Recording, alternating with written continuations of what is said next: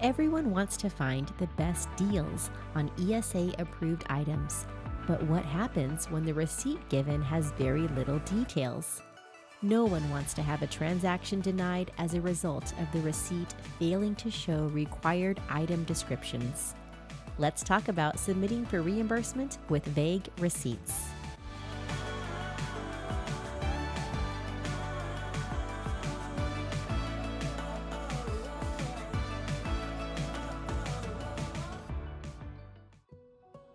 When submitting for reimbursement, it is required to upload the receipt for qualified purchases. This receipt will need to show specific details such as date, store name, items purchased, and form of payment. While you may assume all stores include this information, there are some stores that are vague in the item description, which could cause your reimbursement to be denied. Here is an example of a purchase I recently made at Costco. All pertinent information is visible, but notice the item descriptions. When an ESA employee views this receipt, they need to be able to distinguish the item purchased in order to approve the reimbursement request. In this situation, they will try to search online for these items using the item numbers and what little information is provided on the receipt. This dramatically slows down the approval process, and if they are unable to identify the purchase, you will be sent an email informing you that your request is incomplete. Read the email carefully. Currently, the email will explain that you have 5 days to upload supporting documentation. Be aware that as ESA rules evolve over time, this information will change. You can upload additional documents by clicking on the 3 lines in the upper corner. Scroll down and select Manage Order. Find and select the transaction in question. Any documentation currently uploaded for this transaction will be shown here. You won't be able to delete any of these documents, but you will be able to upload supporting documentation. In this situation, you can do the following. Search the items online and take a screenshot of the item with its name and purchase price, or if you are unable to locate the items yourself, you can take a picture of the actual item purchased and upload that photo. I would only use this as a last resort.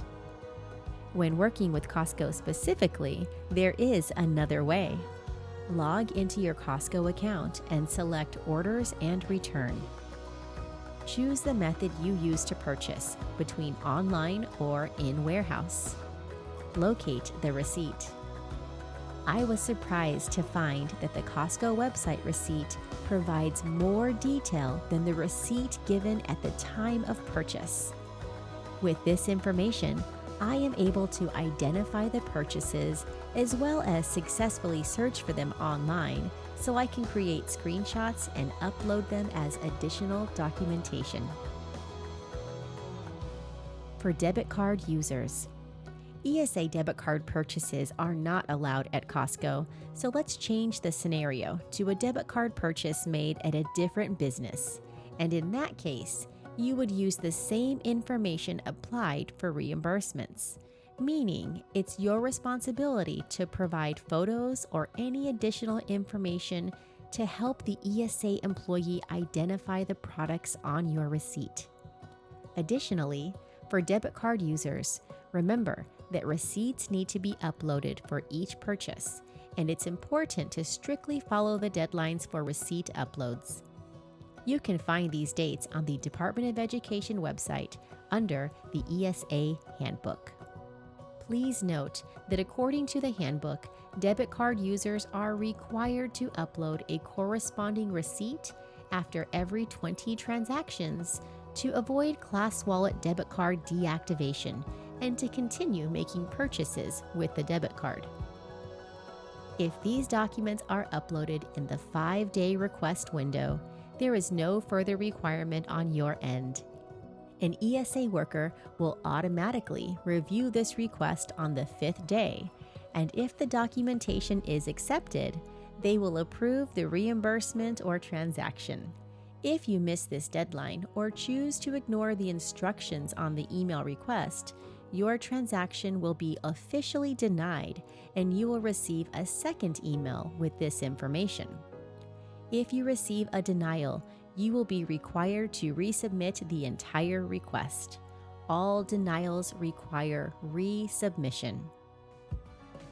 If you have additional questions, reach out to ESA Customer Service.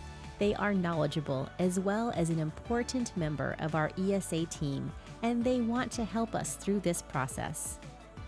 To stay up to date on ESA requirements, subscribe to our channel and click the notification button. In all of our tutorials, please read the description for up-to-date changes and information.